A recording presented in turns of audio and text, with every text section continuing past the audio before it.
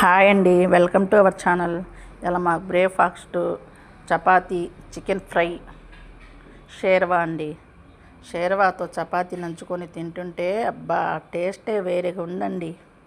మీలో ఎంతమందికి chapati, chicken fry ఇష్టమో కామెంట్ చేయండి. మాకైతే చపాతీ చాలా ఇష్టమండి, మెత్తగా ఉంది. మా ఛానల్ని కొత్తగా చూసిన వాళ్ళైతే లైక్ చేయండి, షేర్ చేయండి, సబ్స్క్రైబ్ చేసుకోండి.